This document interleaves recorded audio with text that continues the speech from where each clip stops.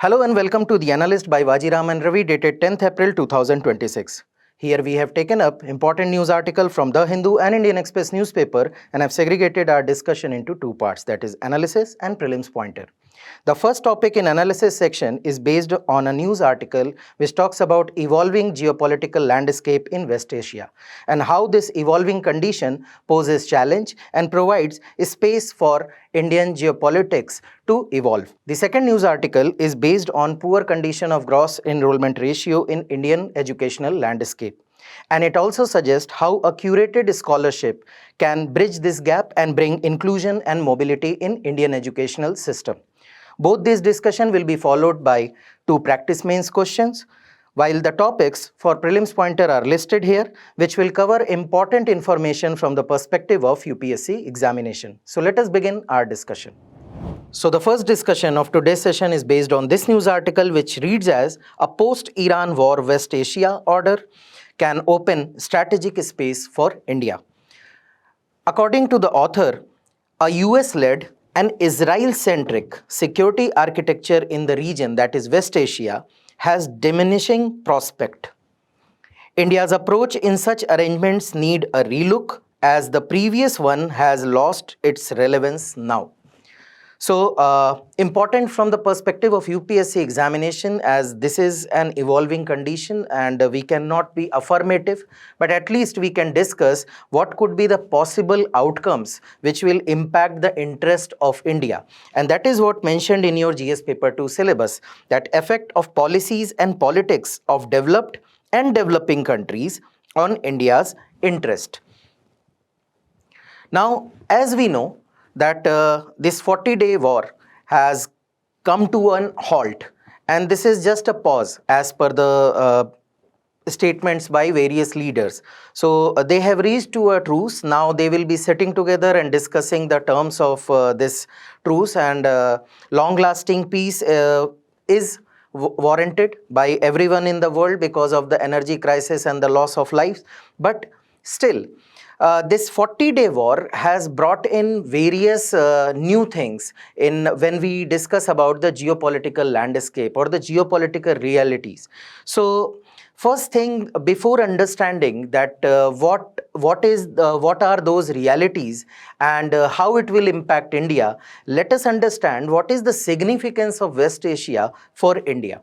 So first is the strategic and geoeconomic significance. So as you know that in recent news articles, if you might have gone through the newspaper, the dependence of the crude oil on West Asia has been highlighted very actively by each and every news reports. In fact, government also accepted that we are heading towards a crisis and we need to mitigate it as early as possible. As per the reports, the crude oil import from the West Asia peaked in this year, like 2025-26, it reached up to 54%. So out of the total crude oil import, 54% came from the West Asian countries. And as you know, the Hormuz Strait was the major strait or major choke point through which this incoming imports were coming to India and other countries. This was severely impacted.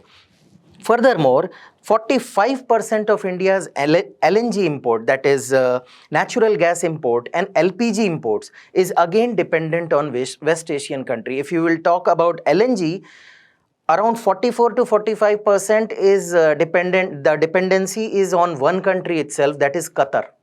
So you can see here in news also that headline, the front page news of various newspaper have highlighted this, that Foreign Minister Mr. Jaishankar as well as the Petroleum Minister Mr. Puri are outreaching to Gulf countries, outreaching towards Gulf countries to ensure the energy security. And that is how you can understand what kind of significance these areas, this a particular area holds for India.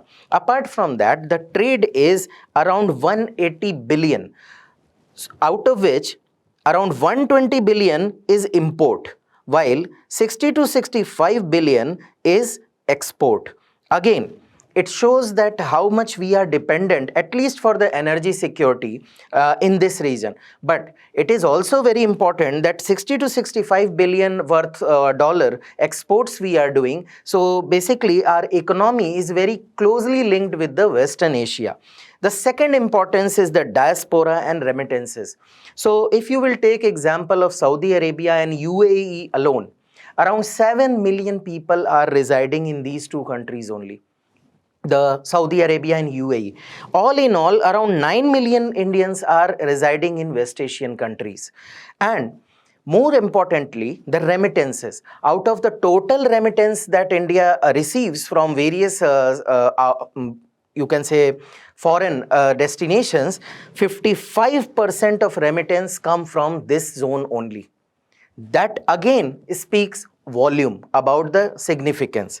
Next is West Asia is central to the future connectivity plans of India. Name it the IMEC, name it Chabahar Port, name it Bandar Abbas Port, name INSTC, the International North-South Transport Corridor, which connects Russia with India.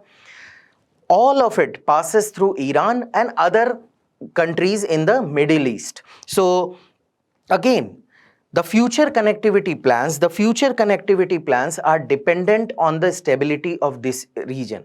And now every day you must be reading about Hormuz Strait, so no need to explain that, but you understand that 20% of the global oil is coming from that particular strait. Now, India, which has a dependency of around more than 90% of crude oil it imports, out of which around 50%, more than 50% is coming from the Gulf countries only. So, you can understand what is the significance of the stability in this region. Lastly, the security perspective. Now, most of the terrorism activities, many of them have their funding routes in the Gulf countries. So cooperation with the Gulf countries is very important for the counter-terrorism activities. So intel sharing, operations, extradition, all these things. So cooperation with, you can say, Middle Eastern country or the West Asian countries is very important from the perspective of security of India. Second, the energy security is squarely equated to the national security. So you cannot achieve national security targets or feasible national security levels until and unless you are having the energy security. Just imagine the country is in critical condition and at the same time country is out of the petroleum, crude oil. Then how they will tackle this external aggression or internal rife? So energy security is equal to national security. Another reason is overall stability of the region is having the direct impacts on India, because this is your extended neighborhood with a very close historical ties plus contemporary ties related to various issues which we have discussed. So stability in this region is pretty much important from the perspective of India. Now, what author talks about? What is the new geopolitical realities that we have learned in last 40 days? So first is the US dominance, which the experts believe was severely dented during these 40 days because on moral grounds, nobody supported this attack. Then the claim that we will achieve our objectives within few weeks, within few days, this war is stretched to 40 days. And now the truce is being asked by US itself, mediated by various countries, but they are ready to sit on the table. So what is the achievement? And now just imagine this. Gulf countries who had this belief that this string of the US bases in their country which will protect their interest has failed miserably. So they have understood and world has understood that entire US policy was centered toward Israel, the protection of Israel, not the Gulf countries, because Iran, it attacked the partners of US like UAE, Saudi Arabia, Qatar, every country was attacked by Iran, and major losses and damages were you can say caused by these Iranian attack. So first thing that these Gulf partners have understood, that US has failed to protect their interest. The US strategies was more centered towards their interest and Israeli interest. Second thing is loss of credibility of US itself. Despite asking for support, despite threatening for support, still NATO backing did not come, and this happened for the first time. Now, this again created kind of caused a huge dent to the US prospect and US image, because for the first time NATO did not come behind US, and this again gives a message that it would be more pragmatic, the geopolitics would be more pragmatic rather than coalition based or emotion based, or you can say the historical narrative which put in West versus rest of the world. So this narrative was also breached this time. Second thing, recently there was an article which says that China is the winner of this war without firing a single bullet, because US, a dominant power in the region, failed miserably, accused of several attacks and not protecting allies and all those things. Meanwhile, China has, and US President himself has praised the role of China in this truce. So again, you are validating their position. So China has emerged as a stabilizer in the region, a power which brought in peace in the region, while Russia, not directly but indirectly, Russia criticized this attack. Russia committed its support for Iran. Russia also committed its support against any future attacks and warned USA to not doing all this. Russia also established itself as a credible partner in the region. Most importantly for us, Pakistan, it has emerged as an intermediary. Now, we don't know what will be the final outcome, but as of now, it has emerged as an intermediary. So the lost reputation it had in the geopolitics, now it becomes again relevant. So it has gained the relevance. It is not just about bringing the peace. Pakistan again gained the relevance, while India is sitting on the sideline. Now, this collective West philosophy that wherever US will go, entire European countries will follow, and wherever European countries' interest is in danger, jeopardy, then US will follow. So this formidable alliance, now there is fragmentation. It is a sign of weakening of this strong alliance. And now, due to all this development, due to failure of US, due to Israel-centric approach of US, due to formidable support of China and Russia, and then their role in bringing the truce, is pushing the Gulf countries to rethink their strategy, to diverse their strategy, that should we be dependent on US every time for our security, or we should be developing our own, or we should be needing more allies. And now, according to author, this gives a space for India. And what it is? First thing, so now when Gulf countries are looking for the diversifying partners, India can emerge as a trusted security partner. So India can gain its position as a trusted security partner in the region.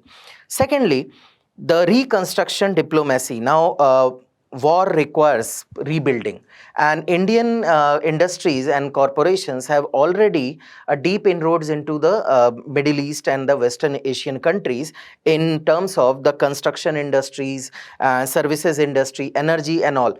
So we already have a good footprint there. So we should be utilizing utilizing that into the rebuilding process.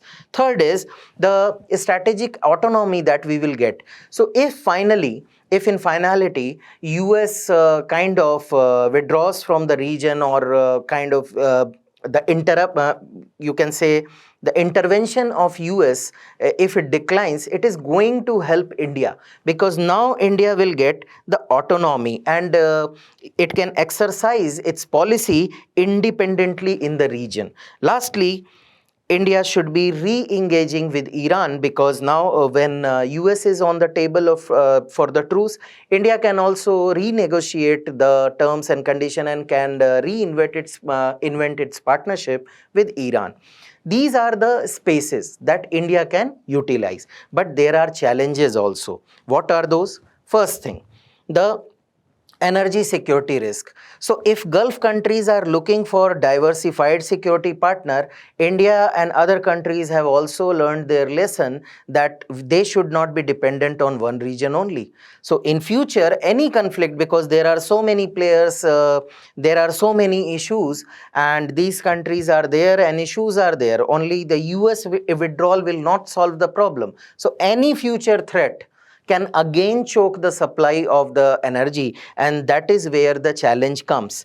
Then the rise of Pakistan as an intermediary, which is too early to say that they have gained so much, but problem is they have gained the backing of US and China. And now what happened most of the time in history also, Pakistan starts rhetoric and aggressive posturing against India whenever it gets a backing from USA and China. So India should be very careful about this, because now again this revival can push them to take any such stance against India.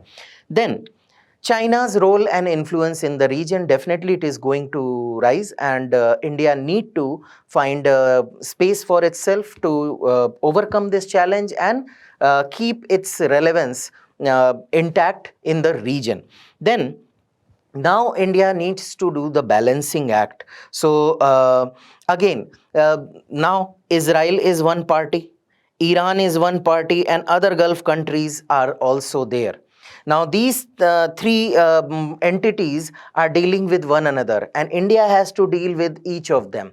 Now balancing act would be more crucial, and dehyphenation will be very difficult to achieve in near time, because now there would be a new order where Iran has emerged as a regional power, Israel has emerged as a regional power, Gulf countries are looking for other options, China's influence is increasing. So here, to deal with all these different players, India need to reinvent or at least recalibrate its policy. It cannot now India cannot ignore one country for other, or vice versa. Then the connectivity projects. So these IMEC, especially the European route that we were trying to achieve, India in this MOU, Iran is not party to it. Now, countries like UAE, Saudi Arabia, Israel, Greece, Italy, all Germany, France, all these countries are party, but Iran is not party to it. While Chabahar port, again, the news reports are coming that India will renegotiate Chabahar port. So there is a challenge that you are acting on a connectivity project which excludes Iran, and you are going to talk about a port which again deals directly within Iran. Then the international north-south transport corridor, which starts from India and goes up to Russia, passes from Iran. So again, the balancing act. So one way you are excluding Iran, other way you are including Iran. So you need to maintain that balance. Again, according to author, it will pose a challenge for India. Then the security architecture flux, because every time just the end of war doesn't bring the peace, the long peace. So again, the uncertainty in the region will impact the regional instability stability in a negative manner, and then proxy conflicts and all will definitely going to affect and hurt India's interest, and again the calibration is required for the foreign policy. Lastly, this withdrawal is again a symptom that it is not just that western flank is vulnerable, India's western flank. So US is withdrawing from it. West Asian countries are reinventing, and while deploying the resources, somehow US has because you have to ration your resources, so you will pull out from somewhere to get into somewhere. So in South China Sea, US presence was reduced to tackle the Iranian war. Now, outcome of this war, now Japan, South Korea and other countries in that region, there also US acts as a net security provider. Now they are also considering to diversify their security, to think upon that whether US can provide the security or not. So again, now anything happening in South China Sea, any country which tries to become the dominant power there, it will have a spillover effect in the Indian Ocean also. So India's diplomatic outreach will be overstressed from western flank till the eastern flank. Everywhere the vacuum has been created, a new order will try to assert itself, and that will become again a challenge to deal on both the side. Broader implication include the lesson of multipolarity and minilateralism. So there is a rise of issue-based coalition with flexible partnerships. So that is why you have seen that many countries have not come in support of US and Israel. And then there again, the lesson has been learned that entire world, including India, needs an energy transition towards renewable energy. Plus, the dependence on Gulf countries should also be diversified, and we should be looking for other sources also. Lastly, second last, the decline of ideological blocks. So the West versus rest of the world, this theory kind of failed this time. This theory was dented this time because NATO did not come, France did not come, UK did not come. Many countries, they did not come with their military might behind USA. So again, the more pragmatic and pragmatism dominating international relations are on unveil, and India has to learn its lesson that it should also go in the same direction.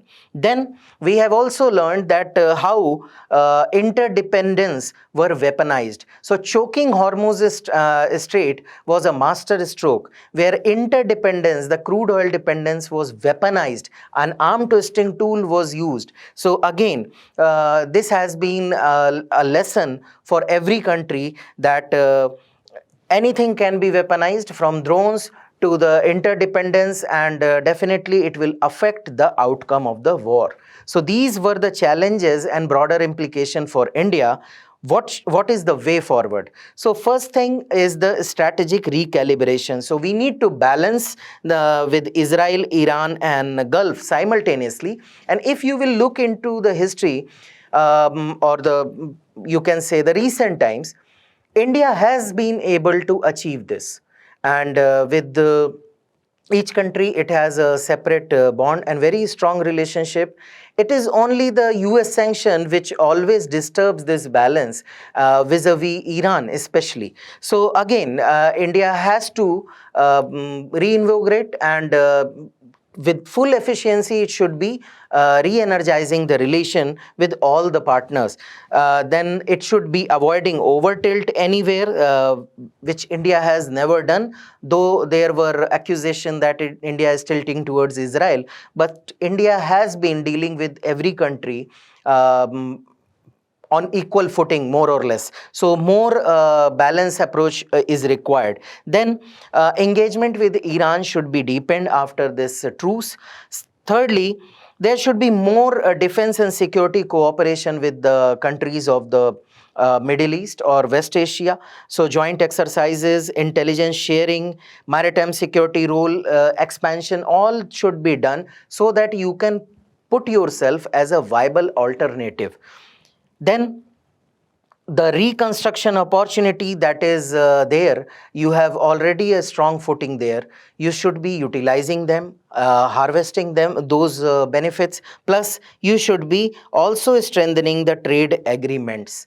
Further, the diaspora protection framework should be created. So Operation Ganga and Kaveri were a stellar example where India evacuated its citizen. Similar evacuation readiness should always be there, because in global scenario you never know when you are going to war and which area is going to become part of a conflict. Plus, labor agreement should be done with the country so that the interest of the citizens should be protected. Lastly, stay ahead of the curve. So you need to anticipate the outcomes, you need to anticipate the future strategies, you need to anticipate what is about to come and act accordingly. So you need to anticipate, because US president is going to visit China very soon. So you need to anticipate these shift and these rebalancing and recalibration, and according to that you should be making the regional alliances. Now based on this is the practice question, which says discuss how the evolving security architecture in West Asia after the Iran conflict can reshape India's engagement with the region. A 250 word answer, 15 marker question. Try to write it. Now the second news article is based on this particular article, which reads as making scholarships integral to India's academic culture. According to author, scholarships sit at the intersection of equity, quality and growth. They influence who and how many enter higher education and who persist there. So it is not just about entering into it, but who persist. Important from the perspective of GS paper 2 education. So first understand what author highlights. Author says that number of higher educational institution has grown from 51,500 in 2014-15 to around 70,000 last year, that is 2025. In 10 years, around 20,000 higher educational institutions have been added. But the national GER, that is gross enrollment ratio, remains at 29.5% only. 29.5%. Now, target of NEP is to achieve 50% by 2035. Plus, if you will consider the developed countries, the GER of USA, let's say, it is around 90%. If you will consider France and Germany, it is more than 65%. If you will consider China, it is more than 50%.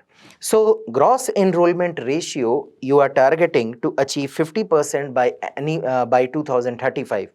But the pace at which we are growing is not very encouraging. So author says that creating seats, that is creating new colleges, will not alone create student. Education transforms lives when access, affordability and academic quality come together.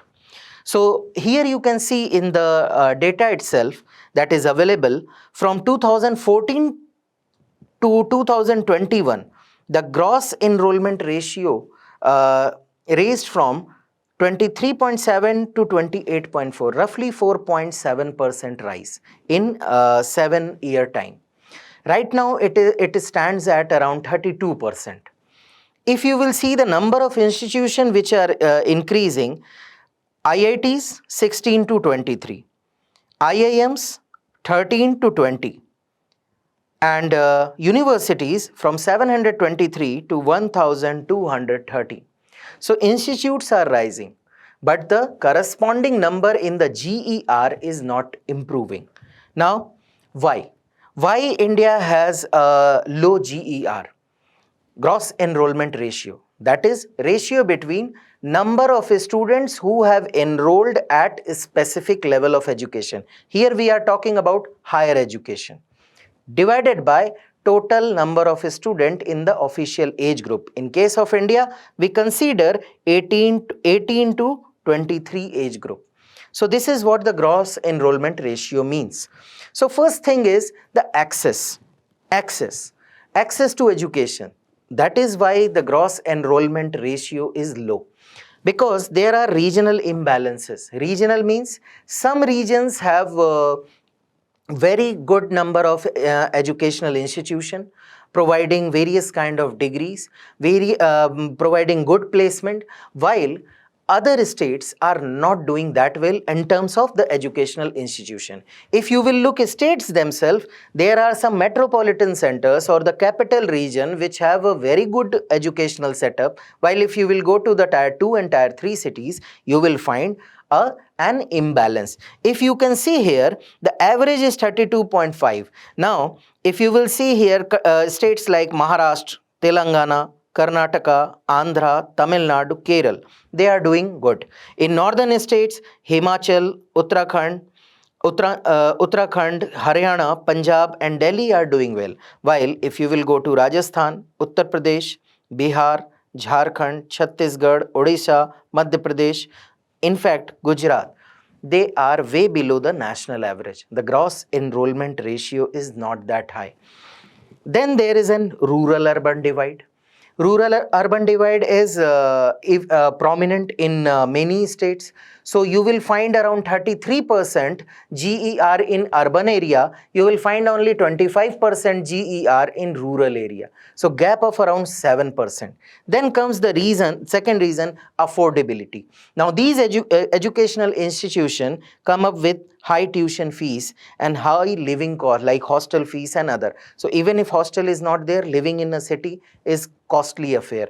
Most of the student, they take leave, they simply don't enroll because they cannot bear this cost. So first, they don't have access. Second, they don't enjoy affordability. So there is limited scholarship in terms of number and financial aid coverage. So yes, loan is there. Interest rebate is there, but again, it is not available to everyone, and even if it is available, it is not known to everyone. Then comes the socio-economic barriers. So apart from rural, urban and regional divide, there are poverty, gender and first generational learner who lack the support system, and that is why the GER is low. Because of the poverty, it creates a perpetual cycle of you can say that again infuses that demands that leave education and do some work in order to remove the poverty. So vicious cycle starts, and then the gender norms, more focus on male child, again not incentivized to join. Girl children are not girl child is not incentivized or motivated to join any educational institution. And then comes the first generation learner. They lack the support system altogether, so that they can survive in the education or they can persist in the education system. Then the quality. Poor faculty student ratio, weak infrastructure and low employability. So if you will see the vacancy itself, the quality, if you will talk about, this is the data of Ministry of Human Resource itself, that if you will talk about premier institution, not other, like IITs, IIMs and central universities, around 27% of sanction strength is lying vacant. 27%. If you will see the ratio of the professors, at professor level, there is 56% post. There are 56% posts which are lying vacant in the premier institution, which amounts to poor student faculty ratio. Then the infrastructure itself is very poor. If you will remove central universities and some premier institution, most of the colleges and institution don't have proper labs and libraries and playgrounds where co-curricular activity and you can say the research work can be developed or promoted. Then due to all these quality, accessibility and affordability issue, there is a low perceived return. That why I will put whatever I have, why I will put into education when I am not getting any job, because employability is very low. Even doing degrees like engineering and other professional degrees, students are still unemployed. So those who have this constraint of money, they will take a call that why to enroll in graduation courses when we are not going to get any job. So again, this perceived low return again forces them to remain away from the higher education. Then there is lack of awareness and guidance. So most of the time it is just that we know engineering, medical sciences. If not, then we will go for the graduation, simple graduation. We don't even know what the opportunities a humanities subject can provide, what kind of a scope they can provide. You can pursue law from a good university. You can pursue architecture. People have no idea about these courses, and that brings again lack of awareness and guidance. So 2-3 courses are on the platter. If you get into it, it is fine. If not, it is not. Then the systematic and policy gap. So regulation is fragmented, UGC is there, then there are specialized departments like or you can say authorities like AICTs, medical council. All these, they are giving the accreditation as per their norms, and state universities are there. So this mismatch creates act as a disincentive for the investors also to create a world class or at least a good standard educational institutes. Then lastly, the industry academia linkage.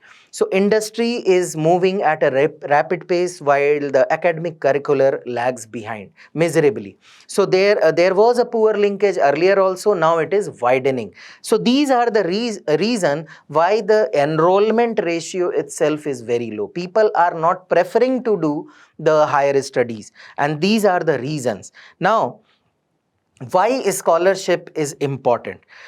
Because according to the article, most of the scholarship, like the author has highlighted, that central sector scheme of a scholarship for college and university, it provides 82,000 scholarship. Now just imagine the number 82,000 and consider the number of the student who want to pursue the graduation. And problem is that apart from the government sector, there are private sectors which are also in the field of scholarship, which is a welcome step. But problem is it is limited to the role of financial plug-in. So there would be a test, qualify that test, take admission, get the fees, job is done.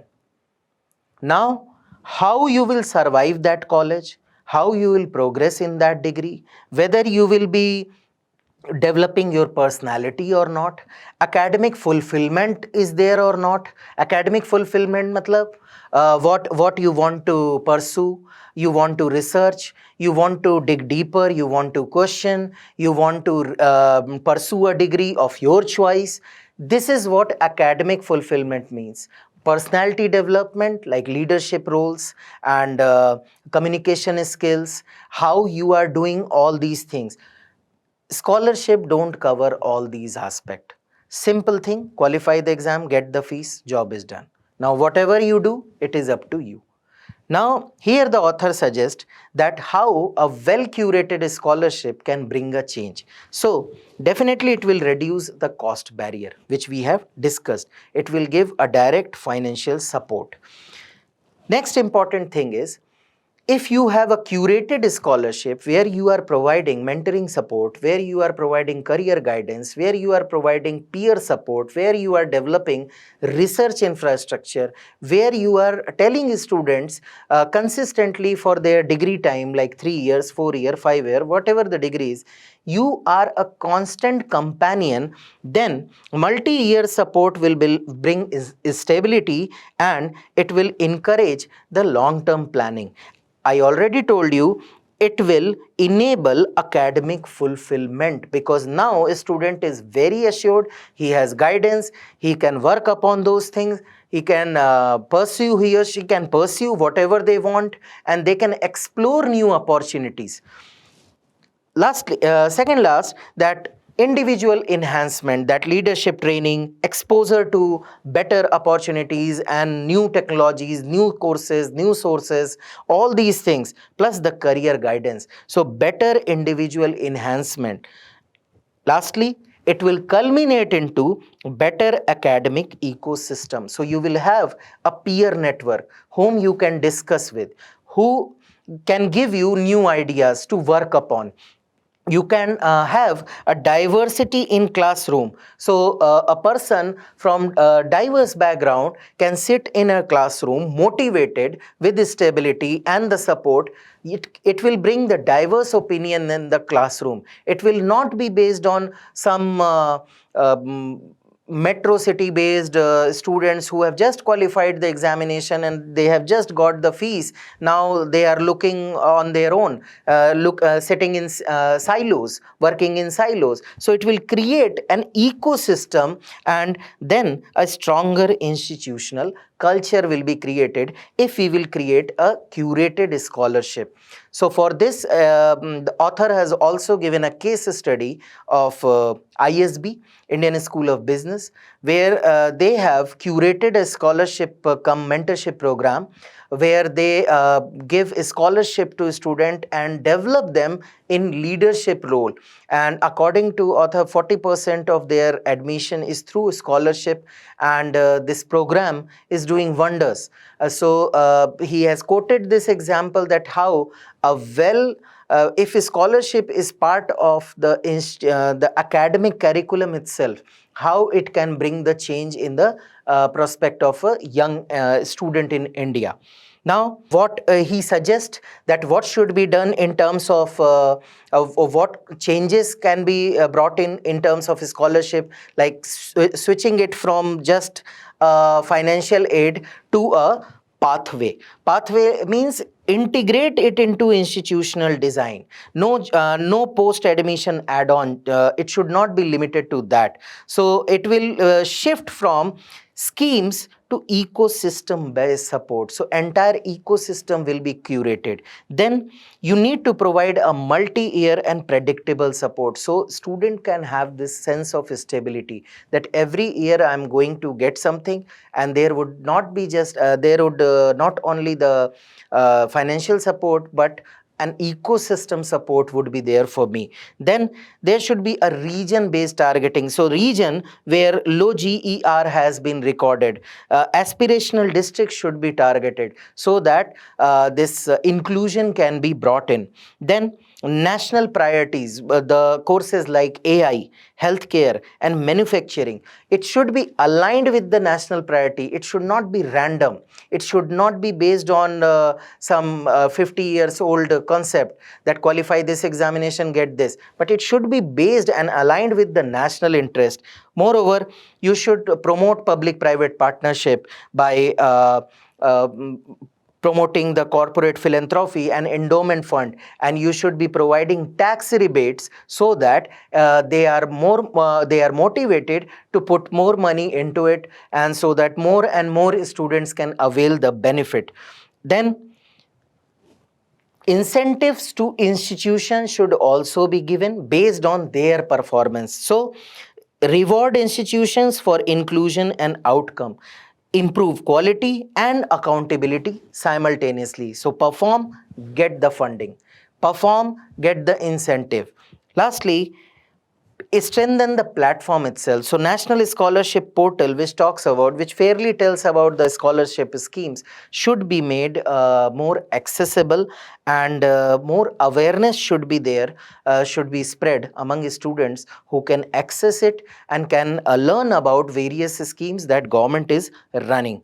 So it will enhance the efficiency and reach. Now this was about the scholarship itself, the funding part and ecosystem part. What else is needed? Then we need to expand the equitable access. So underserved regions should be focused upon. Digital and distance learning should be promoted. The portals like Swayam should be utilized, should be marketed well, students should be aware about this and should be utilizing it. Then affordability mechanism should be strengthened. So loan access should be made easy. So just giving loan and not making the process easy will not help. It should be accessible, but plus certain more subvention can be considered in order to promote the student or incentivize students to take more interest in the educational loan. Then quality of the institution, definitely if you will improve the quality of the institution, only then people will be interested to enroll there, so that they can have a bright and stable future. Then employability, so the linkages between industry and academia should be improved. Skill integration, apprenticeship, internship, and aligned with the market demand. Further, you need to have this guidance about the career, about the courses, about the opportunity, about the streams. It should not be limited to 2-3 streams, but a very well curated material, data, and guidance program should be there for a student, so that they can decide upon which stream they want to go into. Plus, targeted inclusion can be focused upon mainly women, SC, ST, OBC, and rural areas, including the first generational learners should be more focused upon. Then like NEP says, it suggests that multidisciplinary university should be there, and regulatory framework should be simplified. All these measures can bring in a change in the landscape of education in India, and can be helpful in the improving the GER, that is gross enrollment ratio, in India. Based on this discussion, this is your practice question. India's low gross enrollment ratio in higher education reflects deeper structural constraints beyond capacity expansion. Examine a 15-marker 250-word question. Try to attempt it to assess your understanding. So the first topic of prelim section is based on this news article. As Puducherry votes, how its status as union territory differs from Delhi and Jammu and Kashmir. Important from the perspective of prelims, polity, GS paper 2, and important constitutional provision. So what's there in the article? So first thing that it highlights, that Puducherry was established as a union territory, or was transferred as a territory that would be governed by India through a treaty of secession which was signed in the 1956. However, it was not legally ratified until August 1962. So the first thing, the ratification comes with the Government of Union Territories Act of 1963. So the first provision that deals with the administration of Puducherry. Now, apart from that, Article 239A was also inserted in the constitution, and which provides for the local legislatures and council of ministers in Puducherry. This is the brief background about the Puducherry itself. Now, how it is different from Delhi? Delhi was elevated to status of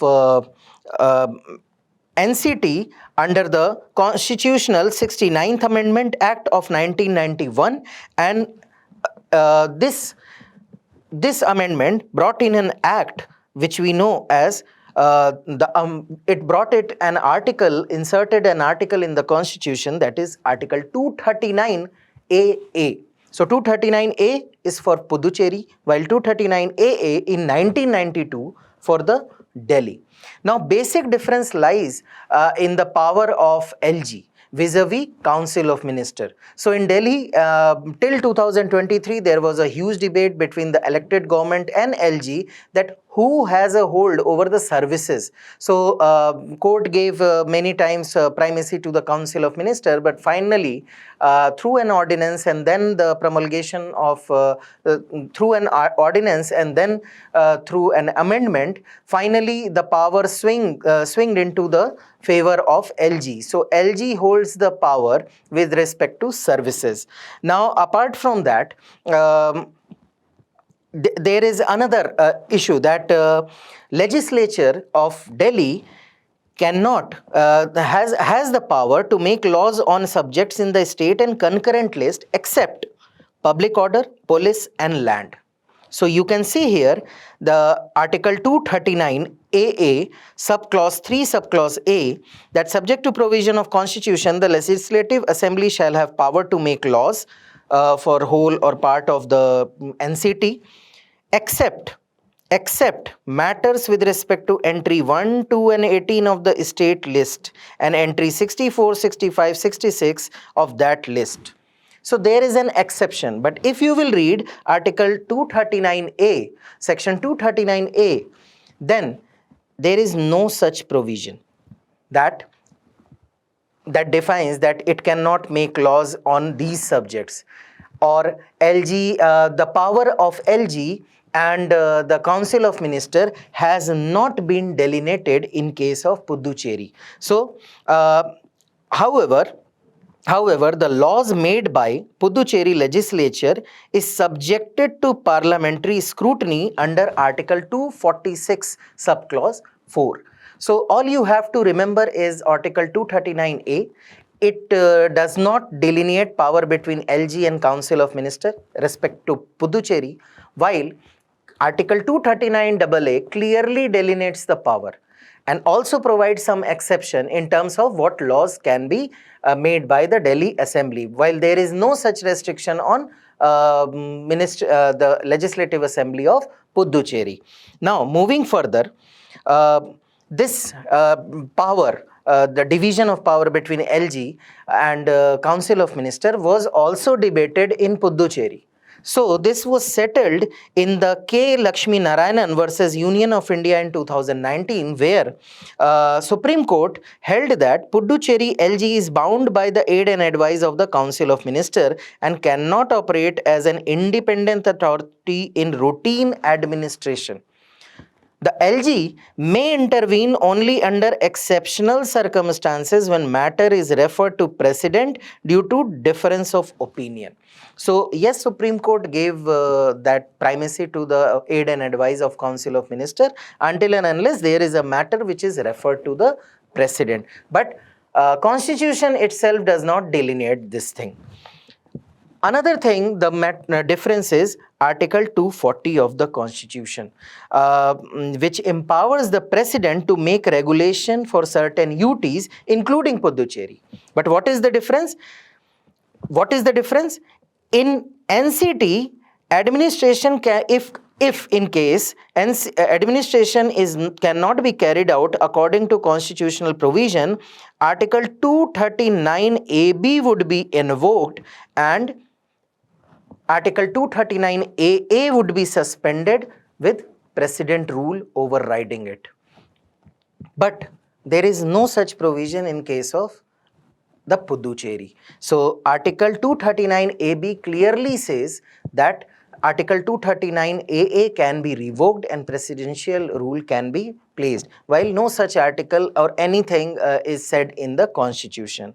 Now consider the UT of Jammu and Kashmir, which was created in the year 2019 with the abrogation of Article 370. So Jammu and Kashmir was bifurcated into two UTs, Jammu and Kashmir with legislature and Ladakh without legislature.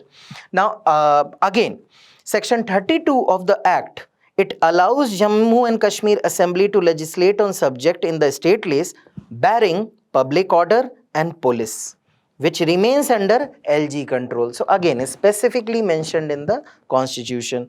Then LG also has discretionary authority over subjects beyond the Assembly legislative purview, including the bureaucracy and all India services. So in case of Jammu and Kashmir, LG has a sway over the services also. Apart from that, Section 36 mandates that LG recommendation in advance is required if any bill involves financial obligation before it can be introduced in Assembly. So day to day financial businesses also LG can intervene, which is not there in case of Delhi and Puducherry. So if just a scale of the discretionary power of LG, so the most wider scope of discretionary power is with LG of Jammu and Kashmir, followed by Delhi, while Puducherry, it is more about Supreme Court judgments and not the Constitution itself. Moving next, In Odisha, Raigad district, there was a clash between tribal population and police, which has left several people severely injured. Important from the prelims perspective, that is ore and minerals. Now, as you know, the bauxite is an ore which is very important for the aluminium. So alumina is refined from the bauxite ore, and it is used to produce aluminium. Now aluminium itself is a very important metal, and due to its strength, lightness and conductivity, it allows the multiple uses from cars, aircraft to silver aluminium foils to you can say electronics, everything, your household windows, gates, everywhere aluminium is used, and it is the most abundant metal in the earth crust, and third most common element after oxygen and silicon. Now according to Indian Bureau of Mines, 41% of India's bauxite resources are located in Odisha itself, and also, it is not just resources, 73% of the production in the year 2022, and still it is the highest, 73% production and 41% of resources are lying with Odisha. If you will see the global scale, India is just holding just 2.1% in the global share, which is led by Guinea and Australia and Brazil, which have the largest share in terms of bauxite ore. So some information related to bauxite in India. If you can see, more importantly, the concentrated area is the eastern part or eastern coastal land and the eastern ghats, you can say, including the Chota Nagpur plateau. This is the most dense area. And correctly, the largest resources Odisha, Chhattisgarh, Andhra Pradesh, Gujarat, Jharkhand, Maharashtra, Madhya Pradesh, in that order only. But after Odisha, the largest producer is Gujarat as of now, because of the capacities and investment. Gujarat is the second largest producer despite being fourth largest resources. So if in terms of production has been asked, Gujarat ranks second, while Odisha is first in terms of resources as well as production. Moving further, the next news article is related to 15th Finance Commission and record devolution of around 95% of fund to rural bodies. So important from the perspective of polity and rural local bodies. So we will be looking into what are the findings. So it includes the rural local bodies, it includes the gram blocks, district panchayat, and recently because we have moved into the 16th Finance Commission from 2026 to 2021, the 5-year period. But if you can see this graph, the allocation of grant is also increasing at a rapid pace, and the amount that has been released is also increasing at a rapid pace. So if you will see, last year also it was 91%, around 1,79,000 crore out of 2 lakh crore. This year it was roughly around 3 lakh crore, the 15th Finance Commission, while 2,82,000 crore has been disbursed. That makes it 95%. Why it is important? Because you are giving more autonomy, more devolution and more fund and more fiscal space to local bodies to perform the developmental work. 5 states, namely Assam, Kerala, Mizoram and Tripura, along with Uttar Pradesh, they received 100% of the grants allocated to them. So whatever the grants was allocated by Finance Commission, they received 100% of it, 5 states.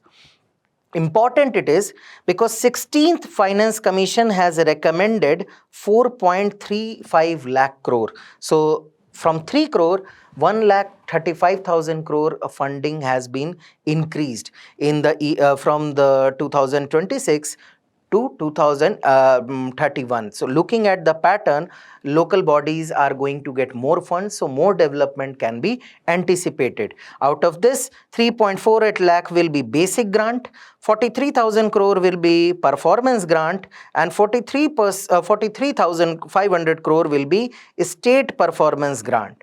And among the states, the grant will be distributed based on projected rural population for 2026 and the total area of the state. Let us quickly look into some important points from the perspective of Finance Commission. Article 280 delineates the formation of Finance Commission. So President of India, every 5 years he constitutes the Finance Commission with 1 chairman and 4 members. Core function includes the recommendation of sharing of net tax proceed between union and state. So whatever tax is collected, how it would be distributed between union and state and among the state, it is decided by the Finance Commission. It includes income tax, GST and other central taxes which is examined by the Finance Commission. Criteria also it decides for the distribution, and here you can see the criteria, that is income distance, that what is the gap between the state GDP, that we know GSDP, and the national average of top 3 states, the GSDP of top 3 states.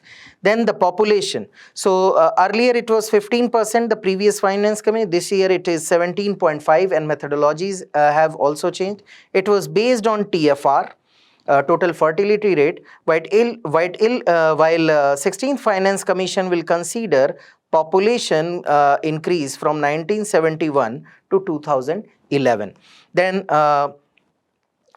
Then there is demographic performance, then there is area, and then forest cover in the national average and how much you have contributed in the increase of forest cover, that will be decided.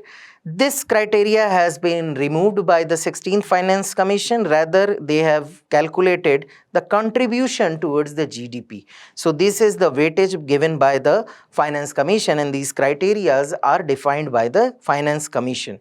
So it also recommends grants in aid under Article 275. It also suggests the measures to strengthen the finances of panchayat and municipalities. It advises on expenditure control, debt and fiscal reforms, also examines financial matters referred by President. So these were the roles and functioning of the Finance Commission. The next news article is based on the growth outlook by World Bank. Now, amid the war, amid the conflict in West Asia, World Bank has revised the India's growth outlook. So earlier they gave it 7.2%, now it is 6.6%. And they have specifically said that in absence of the conflict, India GDP growth was projected 7.2%. Now, this the name of the report is the India Development Update Report. This is part of the South Asia Economic Update 2026. And report has projected that South Asia will also witness a slow growth rate from 7% earlier projected to 6.3% this year. So important from the perspective of examination, because UPSC has been asking question based on reports and indices. Here is the listing of some important reports that are published by World Bank. So World Development Report, Global Economic Prospect, Poverty and Shared Prosperity Report, Global Financial Development Report, Remittances and Migration Report, Logistic Performance Index, World Governance Indicators, Global Findex Database, Global Investment Competitiveness Report, and Women, Business and Law. These are some important reports which are published by the World Bank. And this particular report name is the India Development Update Report, a part of South Asia Economic Update 2026. Now, next news article is related to Simhastha Kumbh, which is going to be organized this year in Nashik, Trimbakeshwar. So, Green Tribunal has stayed the felling of trees for the preparation of Simhastha Kumbh in the year 2000 till April 28. Important from the perspective of examination, as UPSC has been asking question based on culture and festival. We have covered some important details related to Simhastha Kumbh. Now, as the name suggests, Simhastha Kumbh. First, understand what does Kumbh means. The Sanskrit word Kumbh means a pitcher for water or anything, any liquid that you want to keep it. It is associated with Hindu mythology of churning of sea, ocean, where nectar was fought between, the possession of nectar was fought between gods and asuras, demons.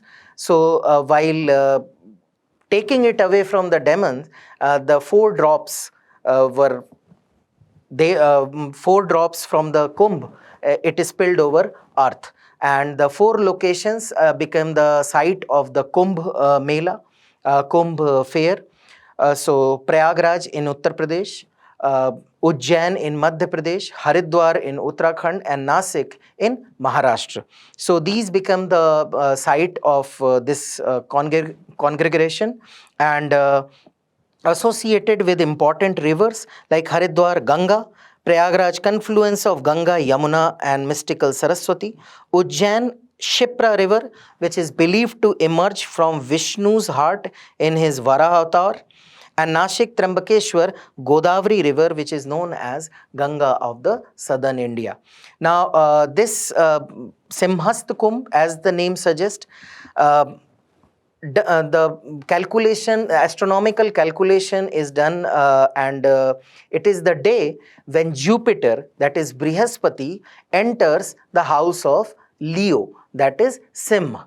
So that is why Simhastha. So when the son of Indra, Jayant, was taking the Kumbh away from the demons, asuras, he was accompanied, according to mythologies, he was accompanied by Surya, that is sun, Brihaspati, that is Jupiter, Shani, that is Saturn, and moon, that is Chandra. He was accompanied by these 4. So calculation is done for sun, Jupiter, and moon and their position.